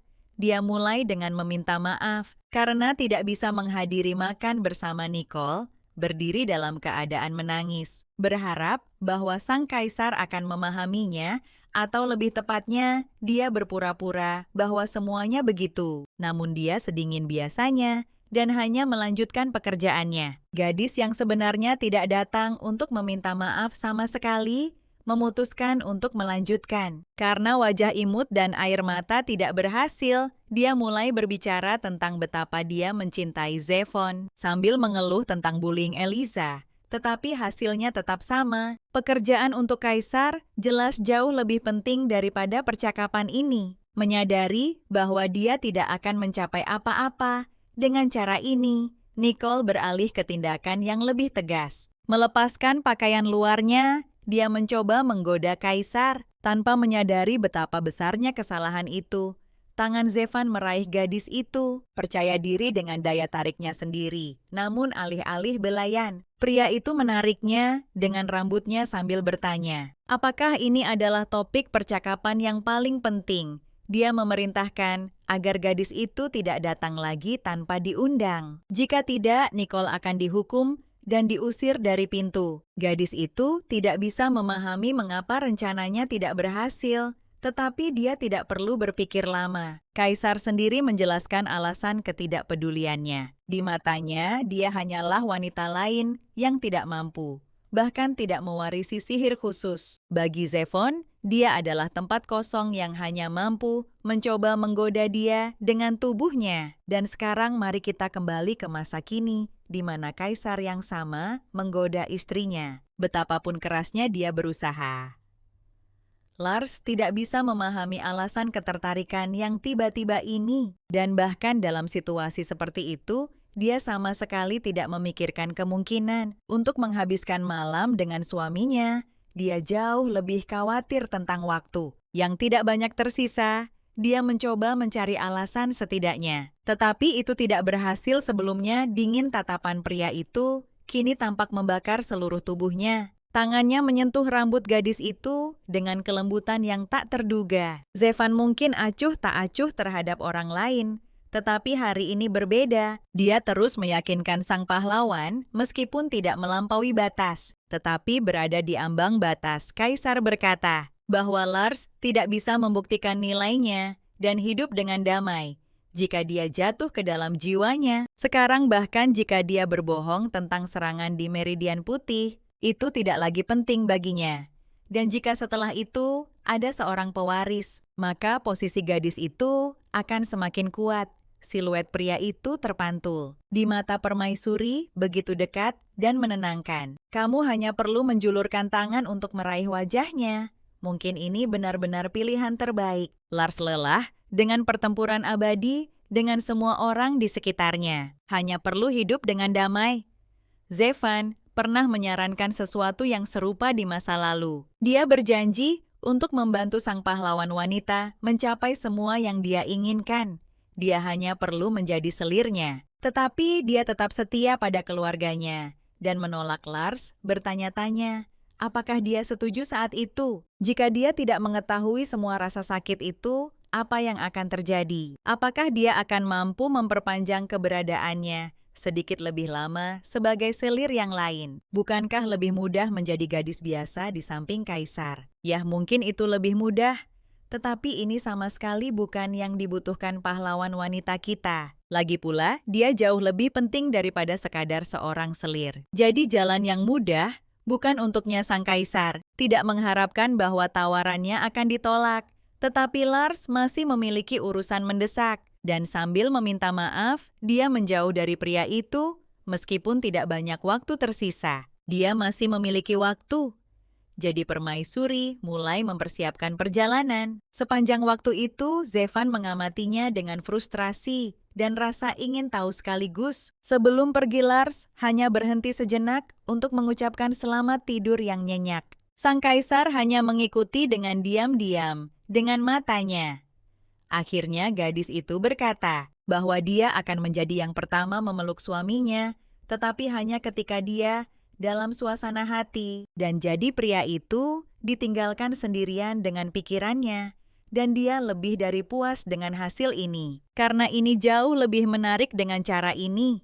Sebelumnya, dia tidak pernah bertemu dengan gadis-gadis seperti itu, yang siap membuktikan kata-kata mereka dengan tindakan, dan tidak memilih jalan yang mudah. Sekarang Zefon bahkan lebih tertarik untuk mengetahui apa yang akan dilakukan Lars setelah waktu singkat kereta permaisuri sudah memecah keheningan malam di bawah bunyi roda yang terukur. Sang pahlawan wanita memikirkan semua yang telah terjadi peristiwa malam itu. Masih tidak keluar dari kepalanya. Dan hal yang paling tak terduga bagi Lars adalah bahwa dia hampir setuju. Bukan berarti ini tidak pernah terjadi padanya di kehidupan sebelumnya. Tetapi ada satu perbedaan besar. Ini adalah pertama kalinya dia diperlakukan dengan kelembutan. Dan pada saat yang sama, dia diberikan pilihan. Sebelumnya pengalaman seperti itu hanya berarti rasa sakit lain yang mengusir pikiran suram. Lars menutup matanya dengan erat. Tanpa sadar, dia memutar rambutnya di jari, terbenam dalam pengalamannya meskipun dia mampu menghilangkan pikiran tentang masa lalu. Masa kini jauh lebih menarik. Meskipun dalam arti yang sama sekali berbeda, Tetapi pahlawan wanita kita dengan cepat menyadari situasinya, dan dia sama sekali tidak menyesali pilihannya. Setelah semua itu, apa yang diinginkan Kaisar bukanlah selir lain tidak. Dia membutuhkan seorang wanita yang bisa mencapai apa yang dia inginkan tanpa bantuannya. Sementara itu, Shin menghentikan kereta setelah menyadari masalah di jalan. Suara bising terdengar di malam hari, yang tidak menandakan hal baik. Pelayan menyarankan agar mereka menunggu sedikit lebih lama sebelum melanjutkan. Lars bertanya-tanya, apa yang membuat Shin begitu gugup? Ternyata ada kereta lain di depan yang dikelilingi oleh perampok. Pada saat itu, para penjahat mengambil semua yang bisa mereka bawa, sementara pemilik kereta memohon setidaknya untuk membiarkan mereka hidup, sementara Shin berpikir tentang langkah terbaik yang harus diambil. Lars sudah melangkah keluar dari kereta. Pelayan terkejut dengan perilaku nyonya mudanya. Dan pahlawan wanita kita pada saat itu sudah menyadari bahwa inilah tujuannya. Sekelompok perampok jelas tidak mampu menakut-nakuti sang permaisuri. Sementara itu, salah satu perampok yang penuh dengan nafsu darah sudah mengangkat pedangnya. Tatapan gila terfokus pada korban yang akan mati. Tetapi pada saat terakhir, dari sudut matanya, dia melihat cahaya aneh. Sayangnya, bagi pria itu sudah terlambat. Dia menyala seperti korek api. Tidak mengerti apa yang terjadi. Para perampok melihat sekeliling. Tetapi mereka hanya melihat lebih banyak rekan yang terjebak dalam api kekacauan. Nyata dimulai di dekat kereta. Lars yang dikelilingi oleh api yang tampak menari di sekelilingnya akhirnya menarik perhatian para penjahat. Tidak tahu siapa yang mereka hadapi. Beberapa memutuskan untuk melawan, tetapi permaisuri yang diajari oleh pengalaman pahit perang sama sekali tidak peduli pada mereka. Yang tersisa bagi para pria ini adalah melihat dengan terkejut pada gadis yang tiba-tiba muncul. Setelah itu, mereka jatuh satu persatu, terbakar seperti obor dalam sihir Lars. Gadis itu merasa bosan. Semua ini tampak seperti pemborosan energi. Setelah pertempuran berat dalam perang, para perampok ini tampak seperti serangga yang tidak layak mendapat perhatiannya. Sang pahlawan wanita dikelilingi, berharap untuk mendapatkan setidaknya sedikit keuntungan. Tetapi itu sia-sia. Mungkin tubuhnya telah menjadi lebih muda, tetapi keterampilan yang dia peroleh selama waktu yang lama tetap bersamanya. Api meliputi bahkan kereta tersebut, tetapi tidak melukai mereka yang ada di dalam sambil mencegah para perampok mendekat. Lars melepaskan bencana alam kepada para penjahat yang mematikan, namun indah dengan caranya sendiri. Shin hanya bisa bertanya-tanya apa yang terjadi selama ini. Tidak bisa campur tangan. Ketika dia selesai dengan para bandit, Lars berjalan mendekati kereta. Dia sudah tahu siapa yang akan dia lihat di dalam, karena mereka adalah orang-orang yang menjadi targetnya di kehidupan sebelumnya. Sang pahlawan membaca tentang insiden ini di koran. Dan meskipun para penjahat ditangkap saat itu, sudah terlambat. Pasangan itu masih ketakutan dengan apa yang telah terjadi. Mereka seharusnya sudah mati sekarang. Jika bukan karena Lars, gadis itu terburu-buru menenangkan para korban. Dia mengatakan bahwa dia hanya sedang berjalan-jalan dan mendengar teriakan, sehingga dia datang untuk membantu. Orang-orang yang bersyukur bersukacita atas keselamatan mereka belum mengetahui apa yang menunggu mereka. Dengan tatapan penuh kesombongan, Lars menyapa yang diselamatkan, berpura-pura mengenali mereka. Baru saja pria itu tidak lain adalah penguasa kerajaan Yulane. Tetapi gadis di sampingnya sama sekali bukan istrinya. Seperti di kehidupan sebelumnya, raja memiliki kencan rahasia dengan selirnya. Dan jika berita ini sampai ke telinga rakyat, apalagi kepada ratu, pria itu tidak bisa menghindari masalah. Dia berpura-pura bahwa sang pahlawan telah memperkenalkan dirinya, dan dia adalah orang yang berbeda. Tetapi sudah cukup bagi Lars untuk memperkenalkan dirinya dan menyebutkan bahwa mereka telah bertemu lebih dari sekali di Berry. Meskipun dia terlihat sedikit berbeda, akhirnya raja menyadari situasi yang dia hadapi. Lars terlihat lebih percaya diri daripada sebelumnya dan warna rambutnya berbeda. Sekarang bagaimanapun juga tidak mungkin untuk tidak mengenalinya. Pria itu ingat bahwa pahlawan kita selalu menjadi selir yang luar biasa. Meskipun di masyarakat dia dianggap sebagai wanita jahat, raja tidak tahu harus berbuat apa karena permaisuri telah menyelamatkan hidupnya. Tetapi di sisi lain, ketika dia mengetahui tentang pertemuan rahasianya, dia menjadi ancaman baginya. Lars memberinya waktu untuk berpikir, dan dia sendiri mengingat kembali peristiwa di masa lalu. Berita bahwa raja adalah pengkhianat dan mati bersama selirnya dengan cepat menyebar ke seluruh dunia, membuat banyak orang marah. Pria itu mencoba mengalihkan pembicaraan dengan memulai percakapan tentang kekaisaran Chariot dan permaisuri baru, tetapi dia tidak berhasil. Sang pahlawan langsung bertanya, apa yang harus mereka lakukan sekarang? Lagi pula, jika ratu mengetahui apa yang terjadi, pria itu tidak akan lepas. Hanya dengan permintaan maaf sederhana, penguasa Yulin memohon kepada Lars untuk tidak mengungkapkan rahasianya. Lars tidak keberatan, tetapi memberi isyarat bahwa Yulaine dan Chariot memiliki hubungan yang sangat tegang dan akan sangat baik jika itu bisa diperbaiki. Dia menawarkan kepada raja opsi yang paling sederhana. Di sini dan sekarang menyelesaikan kesepakatan dengan sang pahlawan mengenai kerjasama antara negara mereka. Sementara itu, Zafan menunggu Lars kembali. Sambil menghabiskan waktu membaca, sudah cukup larut. Ketika permaisuri kembali ke ruangan waktu, tunggu sudah terlalu lama menurut standar pria. Sang pahlawan sedikit terkejut dengan fakta bahwa dia ditunggu. Sepanjang waktu ini, pria itu bertanya, apakah gadis itu sedang berkencan rahasia? Yang dijawab Lars bahwa dia hanya pergi berjalan-jalan, lalu Zefon bertanya, apakah ada yang bisa lebih penting daripada malam yang dihabiskan bersamanya? Lars bahkan tidak repot-repot menjawab.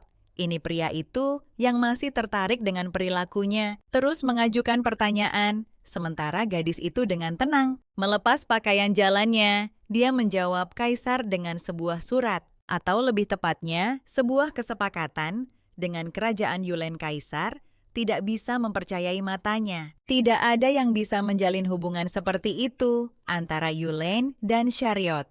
Sekarang dia memiliki sedikit pilihan selain mengakui nilai Lars. Lagi pula, sekarang Elisa benar-benar tidak dibutuhkan. Dan syarat kerjasama menjadi jauh lebih menguntungkan. Kesepakatan itu ditandatangani secara pribadi oleh tangan raja, dan keasliannya tidak diragukan. Zefon bertanya-tanya, bagaimana sang pahlawan melakukannya? Lars mengatakan bahwa itu hanya kebetulan. Tetapi intonasi mengatakan, sebaliknya, permaisuri mengalihkan topik. Mengingat apa yang telah dia katakan, sebelum pergi lagi pula, dia berjanji untuk mengambil langkah pertama. Ketika dia dalam suasana hati dan sekarang itu sudah baik. Jadi bisakah dia berharap setidaknya untuk sebuah ciuman? Kaisar yang telah menolak semua gadis dalam situasi seperti itu hingga sekarang. Sama sekali tidak keberatan kali ini. Selain itu, sedikit lebih awal. Dia tidak berniat hanya duduk dan menunggu mengikuti kereta Lars. Kereta lain sudah dipersiapkan. Para pelayan sedang mendiskusikan perintah yang mulia. Untuk mengawasi permaisuri Zefon, ingin tahu apa yang dia lakukan. Khawatir bahwa dia akan mengungkapkan informasi tentang Shariel kepada siapapun, dia siap untuk membunuhnya. Jika kecurigaannya terbukti benar, namun para pelayan hanya melihat bagaimana Lars seolah-olah mengetahui sebelumnya apa yang akan terjadi, datang untuk membantu Raja Yulaine menghadapi para penjahat dengan sihirnya yang mengerikan, dan kemudian mengancam yang diselamatkan. Akhirnya memperoleh perjanjian ini para pelayan telah menyampaikan informasi ini kepada Zafan. Tidak lupa menyebutkan bahwa tampaknya Lars telah merencanakan segalanya oleh karena itu. Sekarang Kaisar mungkin tidak sepenuhnya mempercayai istrinya dan terpaksa mengakui bahwa dia benar-benar lebih berharga daripada seorang selir biasa pada saat tubuh mereka bersentuhan. Dia bertanya-tanya, apakah dia seorang penyihir? Karena bisa memaksanya untuk mengenalinya. Malam berlalu dan sinar pagi menerangi istana. Lars menyisir rambutnya dan semua pikirannya terfokus pada Kaisar. Di pagi hari, dia berperilaku seolah-olah tidak ada yang terjadi. seolah-olah tidak ada yang terjadi. Zevan tidak menjadi lebih lembut atau lebih ramah. Bahkan di dalam kereta, dia duduk dalam diam. Lagi pula dia memiliki 6 selir. Mungkin dia hanya ingin memeriksa permaisuri. Jika ini benar, maka ini setidaknya adalah kemajuan. Namun pada saat itu, apakah dia benar-benar memperhatikan bagaimana tangan Lars bergetar? Permaisuri sepenuhnya terjebak dalam dugaan, dan ini membuatnya tertekan. Dia berjuang untuk menenangkan dirinya, dan Shin yang berdiri di sampingnya sama sekali tidak mengerti apa yang terjadi. Yang paling membuat Lars tertekan adalah fakta bahwa pada saat itu dia teringat apa yang terjadi dalam kehidupan masa lalunya tidak mampu mengubah apapun. Sang pahlawan hanya bisa menyesal lelah dengan pikiran yang berat. Permaisuri memutuskan untuk bersantai dan melihat apa yang akan terjadi selanjutnya. Untuk mengalihkan perhatiannya, dia bertanya kepada pelayannya yang setia, apakah dia pernah mengepang rambutnya? Pria itu meminta maaf dan mengatakan bahwa dia tidak pernah melakukannya. Namun setelah beberapa saat, dia berusaha sebaik mungkin untuk memberikan Lars gaya rambut yang indah, dan permaisuri sendiri pada saat itu berpikir bahwa tidak masalah. Bagaimana malam itu berlalu, yang terpenting adalah bahwa dia sudah mulai membuktikan nilainya dengan menjalin perjanjian dengan raja yang berkhianat. Pada saat ini, pikirannya terganggu oleh suara dari jalan. Ternyata itu adalah Elisa yang sedang dipaksa pulang ke kerajaan Yulen. Rombongannya tersesat, para gadis tidak tahu harus berbuat apa jika selir keempat diusir dari kastil. Elisa mulai mengatakan bahwa para pelayan tidak berhak memperlakukan selir kaisar dengan cara seperti ini. Tetapi kata-katanya terputus oleh berita yang paling tidak menyenangkan. Baginya, perintah itu diberikan oleh Zev sendiri. Dia mengusirnya dari istana. Jadi sekarang hubungan dengan Yulain telah terjalin, dan Elisa tidak lagi dibutuhkan. Gadis itu tidak percaya pada para pelayan dan mulai menuntut pertemuan dengan Yang Mulia Lars yang menyaksikan semuanya. Tidak mengira bahwa kaisar akan melepaskan selirnya dengan begitu mudah, tetapi ini justru menguntungkannya. Dan setelah Gaobie kepada mantan saingannya, secara tidak langsung sang ratu melanjutkan untuk menikmati liburannya. Sementara itu, kaisar memikirkan segalanya. Dia telah mendengar tentang Lars dari para pelayan yang mengawasinya. Dia tidak ragu bahwa dia telah bertemu Raja Eulan. Sang ratu bertindak seolah-olah dia tahu bahwa kereta akan diserang, dan sihirnya dengan bantuan yang dia gunakan untuk menghancurkan para bandit sangat mengesankan pada saat penandatanganan kontrak. Dia masih melontarkan ancaman dan tidak peduli bagaimana Anda melihatnya. Pertemuan ini tidak bisa disebut kebetulan tampaknya. Dia bahkan tahu bahwa raja akan bersama selirnya, dan tidak ada yang bisa memahami bagaimana dia mampu merencanakan ini, dan sebagai hasilnya perjanjian perdagangan dan kerjasama yang bersahabat dengan kerajaan Yulin berada di tangan Zephon. Bahkan orang yang tidak beremosi seperti dia tidak bisa menahan diri. Dia membayangkan bagaimana dia dan sang ratu akan bersikap jika Raja Yulan benar-benar mengirim undangan yang mereka janjikan untuk sebuah resepsi. Pikiran tentang Lars melintas satu demi satu, tetapi kesadaran itu tidak datang dengan segera. Kenangan tentang bagaimana dia dengan lembut memegang tangannya malam sebelumnya tidak meninggalkan pikirannya. Zephon baru saja menyadari perasaan hangat yang mengisi dirinya setiap kali dia memikirkan Lars. Dia seolah tidak percaya pada dirinya sendiri, tetapi hatinya bersikeras bahwa dia peduli pada gadis itu. Pagi berikutnya, matahari membanjiri segala sesuatu di sekitarnya.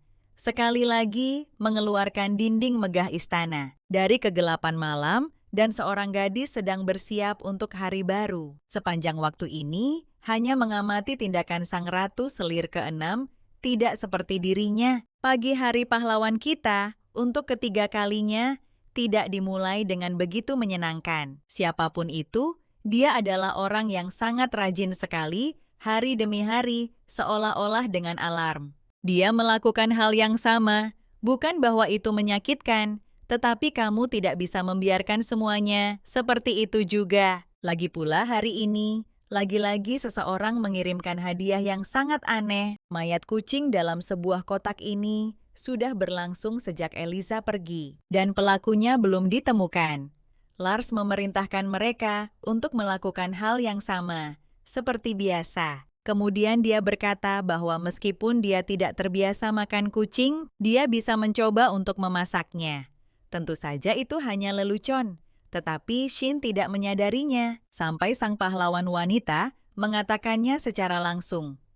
Sang ratu menunjukkan dengan seluruh penampilannya bahwa baginya ini adalah sesuatu yang sepele, tidak layak perhatian, tetapi sebenarnya dia pasti akan bergetar hanya dengan melihat darah, jika bukan karena kehidupan masa lalunya. Selama perang dia berhasil melihat banyak mayat, baik manusia maupun hewan. Ini berlanjut di penjara bawah tanah, di mana tikus mati tergeletak di sampingnya, dan di Berry, tempat dia kembali setelah penahanannya, dan di mana hewan-hewan mati dilemparkan kepadanya. Lars telah melalui terlalu banyak, dan sekarang, mayat hanyalah mayat yang tidak membangkitkan banyak emosi kecuali penyesalan, dan sekarang, dia dengan tenang memikirkan apa yang harus dilakukan selanjutnya dan bagaimana mencari pelakunya. Pada saat ini sarapan sudah siap.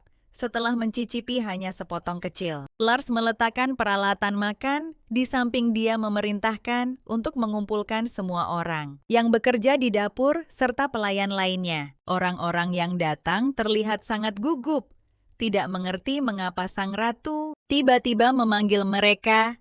Dia meminta semua orang untuk mencoba salad yang baru saja dia mulai makan para pelayan dengan patuh mengikuti perintah. Meskipun mereka tidak tahu mengapa itu perlu, tetapi saat berikutnya mereka mengerti semuanya. Lars berkata bahwa itu sudah cukup dan mereka bisa meludahkan apa yang akan mereka makan. Jumlah kucing sedikit sekarang, ada juga racun dalam makanan. Sang ratu menyarankan untuk berkumur untuk menghilangkan racun. Dan sepanjang waktu ini, aku menatap kepala pelayan sang pahlawan wanita, sudah mengerti siapa pelakunya, dan tidak menunda hukuman dia. Memberitahu pelayan itu dengan belak-belakan bahwa dia tahu segalanya dan tidak bisa berbuat apa-apa.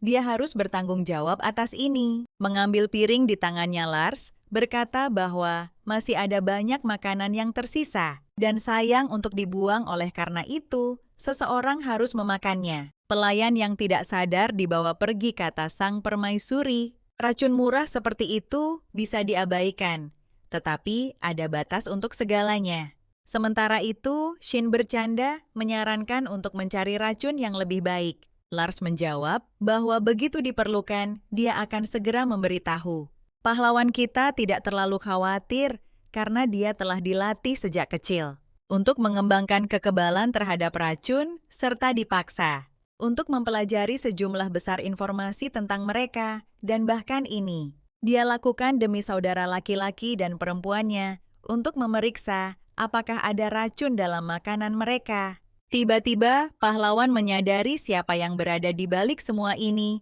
dengan probabilitas tertinggi, orang yang memiliki hubungan terdekat dengan kepala pelayan, yang bisa memunculkan ide tentang kucing dan racun, dan yang menyingkirkan semua orang. Dengan siapa kaisar menjadi dekat, yaitu selir keenam, yang tampaknya akhirnya mulai bertindak sedikit kemudian. Upaya untuk meracuni permaisuri dilaporkan kepada Zephon. Pelayan melaporkan bahwa kepala pelayan adalah pelakunya. Zephon segera menanyakan kondisi istrinya, yang dijawab bahwa dia tidak sempat memakan banyak racun. Memuntahkan potongan pertama makanan yang diracuni, mereka tidak lupa memberitahu tentang pelayan, yang sekarang dalam keadaan hampir pingsan setelah mengetahui bahwa ada racun dalam makanan, dan siapa yang menuangkannya diakui secara pribadi oleh sang permaisuri. Zephon tersenyum yang mengejutkan semua yang hadir. Kaisar memerintahkan untuk menginterogasi kepala pelayan, dan kemudian menyingkirkan dia dan mengirim dokter istana kepada Lars. Setelah memeriksa gadis itu, dokter mengatakan bahwa semuanya baik-baik saja. Dia hanya perlu minum lebih banyak air dan tidak terlalu beraktivitas selama 3 hari ke depan. Sebagai langkah berjaga-jaga, pahlawan kita tidak mengharapkan bahwa kaisar akan mengirim seorang penyembuh dan tidak tahu bagaimana bereaksi terhadap ini. Selain itu, dia masih kebal terhadap racun. Bahkan di penjara dia tidak mati karena keracunan, dan bahkan di kehidupan sebelumnya. Semua upaya untuk meracuni pahlawan juga berasal dari selir keenam. Lars sekarang menyesali bahwa dia pernah mencurigai Sasha saat itu. Sementara itu, energi hangat memancar dari tangan penyembuh pria itu, menjelaskan bahwa ini adalah sihir ketenangan yang akan membantu meringankan kondisi sang permaisuri. Sebagai balasan atas rasa syukur, dia hanya berkata bahwa itu adalah tugasnya untuk memastikan keadaan tenang sang permaisuri. Lars bertanya-tanya siapa dia dan dari mana dia berasal. Mungkin seorang anggota keluarga kerajaan yang memiliki sihir, dan dokter menyebut pahlawan wanita itu harta karun kerajaan dan satu-satunya gadis yang bisa membantu raja dalam memerintah negara. Setelah menyelesaikan percakapannya dengan pria itu, sang permaisuri berbalik kepada pelayan yang diundang yang takut bahwa nasib yang sama menanti mereka. Seperti kepala pelayan, namun sebagai gantinya, mereka menerima sejumlah uang yang cukup besar sebagai kompensasi karena mengambil racun. Begitu juga Lars melakukan ini, karena orang-orang ini tidak berniat untuk menyakitinya, dan sekarang mereka juga akan bersyukur. Pendapat pelayan tentang sang permaisuri mulai berubah, dan sekarang bahwa kepala pelayan tidak ada untuk menyebarkan rumor. Mereka melihat sisi baiknya untuk waktu yang lama. Para pelayan akan membahas kemurahan hati pahlawan wanita kita. Lars mengamati mereka, senang dengan hasil tindakannya. Sekarang, sebagian besar orang yang bekerja di istana akan berpihak padanya. Sementara itu, selir keenam berpikir tentang bagaimana cara menyingkirkan permaisuri menulis surat untuknya. Lars tidak mengharapkan untuk menerimanya sama sekali, terutama karena alih-alih ancaman yang diharapkan. Surat itu berisi undangan untuk makan malam, apa yang menanti pahlawan wanita kita di resepsi ini.